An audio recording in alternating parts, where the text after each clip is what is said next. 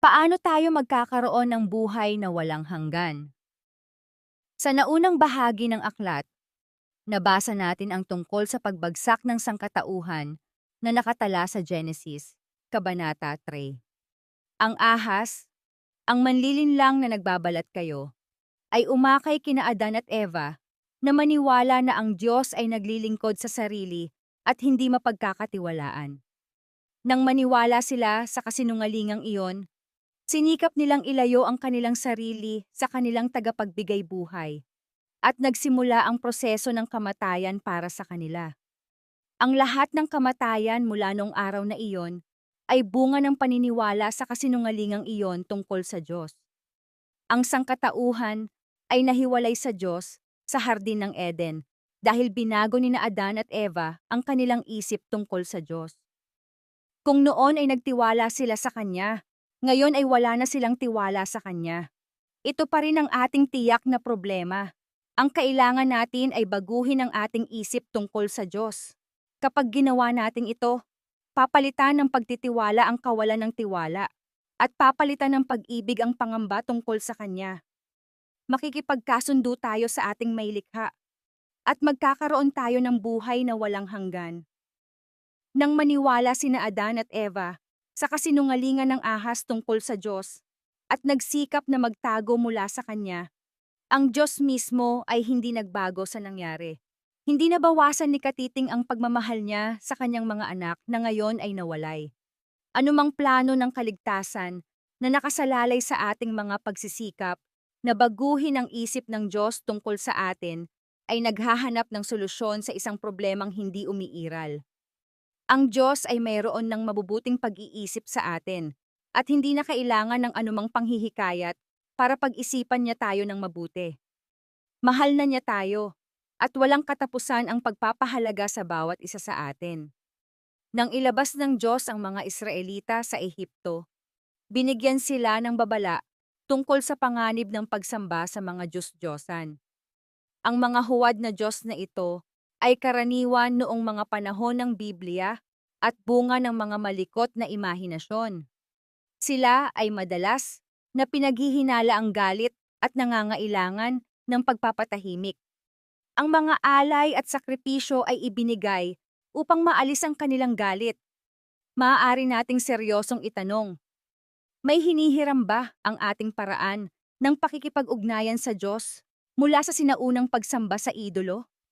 At ito ang buhay na walang hanggan, na ikaw ay makilala nila na iisang Diyos na tunay, at siyang iyong sinugo. Sa makatuwid, bagay si Hesukristo. Niluwalhati kita sa lupa. Natapos ko na ang gawaing ibinigay mo sa akin upang gawin. Juan 17:3-4. Sa panalangin ito ni Jesus sa kanyang ama, malinaw niyang tinukoy ang buhay na walang hanggan. Ito ay ang karanasan ng pagkakilala sa Diyos. Ang karanasang kaalamang ito ay nagkakasundo sa atin sa ating tagapagbigay buhay. Nagsisimula tayong makita ang tunay na misyon ni Jesus sa ating mundo. Ang tumpak na ihayag ang Diyos bilang hindi makasarili, mabait, banayad, maawain, at mapagpatawad. Kapag nakinig ang mga tao sa mga salita ni Jesus, naririnig nila ang mga salita ng Diyos.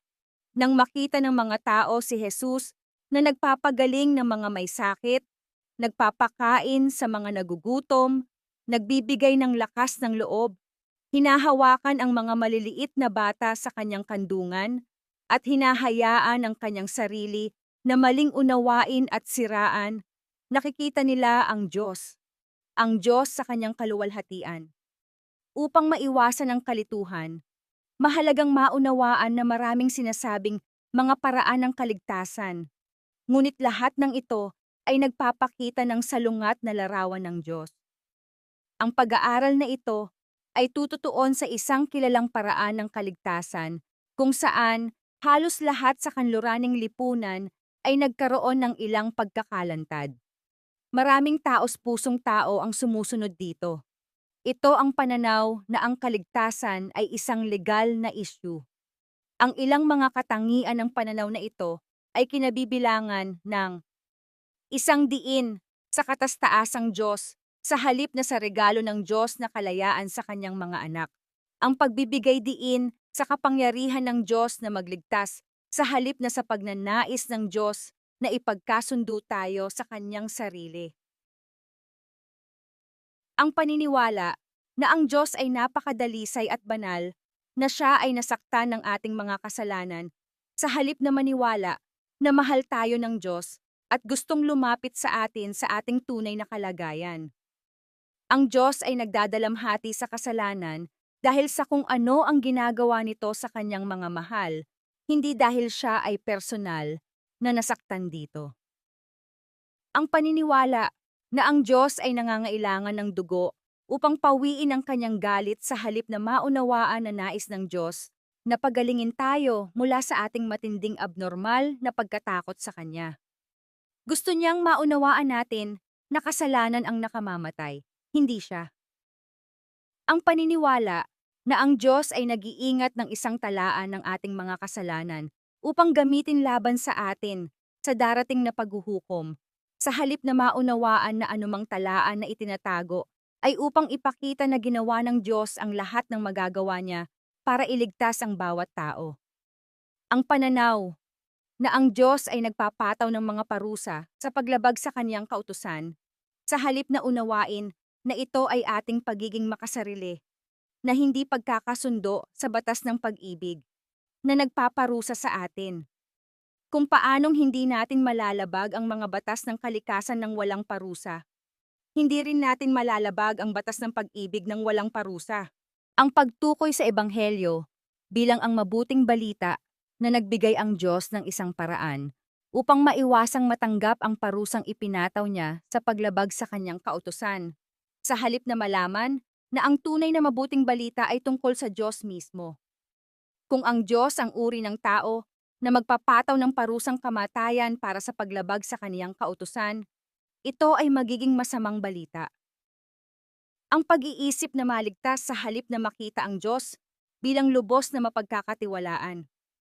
Sa totoo lang, kapag mas nakatuon tayo sa katotohanan tungkol sa ating magiliw na Diyos, mas mababawasan ang pagkabalisa natin tungkol sa ating sariling kaligtasan at mas mamahalin at pahalagahan natin ang iba. Sapagkat ang sinumang nagnanais magligtas ng kanyang buhay ay mawawalan nito.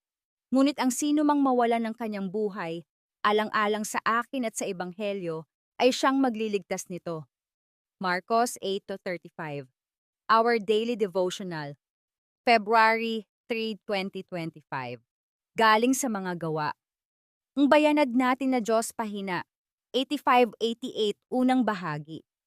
Pagpalain kami na mahal kong kapatid sa araw na ito, na maranasan mo nawa ang buhay na walang hanggang na ating tanggapin sa pamamagitan sa pagkakilala natin sa Ama, na makikita natin kang Hesukristo na nais niya na maranasan mo na ngayon. Maranatha.